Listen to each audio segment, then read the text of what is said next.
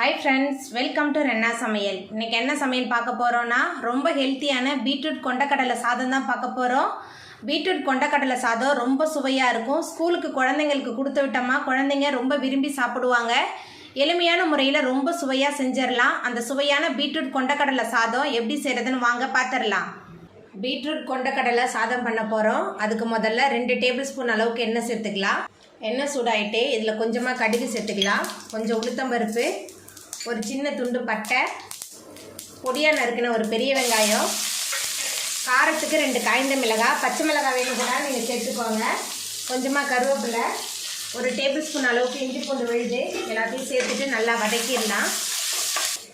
குழந்தைங்களுக்கு கொடுக்கணுன்றதுக்காக நான் 2 காய்ந்த மிளகாய் தான் சேர்த்துருக்கேன். பெரியவங்களுக்குன்னா நீங்கள் பச்சை மிளகாய், கரம் மசாலா எல்லாமே சேர்த்து செய்யலாம். இது நல்ல பிரியாணி சுவையில் நல்ல டேஸ்ட்டாக இருக்கும்.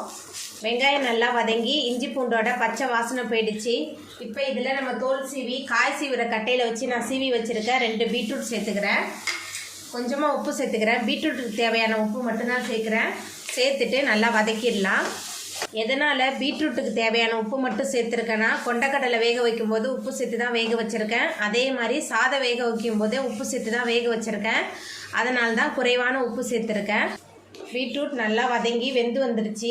இப்போ இதில் முதல் நாள் இரவே ஊற வச்சு கொஞ்சமாக உப்பு சேர்த்து வேக வச்சுருக்கிற வெள்ளை கொண்டக்கடலை சேர்த்துக்கலாம். இந்த மாதிரி ஹெல்த்தியாக செஞ்சு கொடுத்தோமா குழந்தைங்க ரொம்ப விரும்பி சாப்பிடுவாங்க.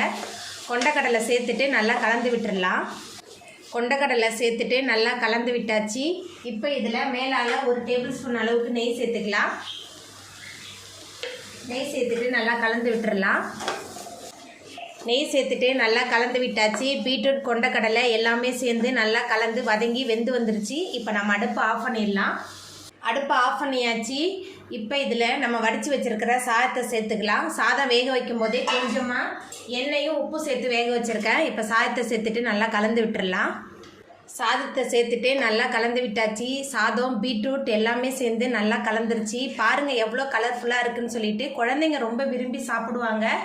ரொம்ப சுவையான பீட்ரூட் கொண்டக்கடலை சாதம் ரொம்ப அசத்தலாக ரெடி ஆகிட்டு அவ்வளோதாங்க. ரொம்ப சுவையான பீட்ரூட் கொண்டக்கடலை சாதம் சூப்பராக ரெடி ஆகிட்டு.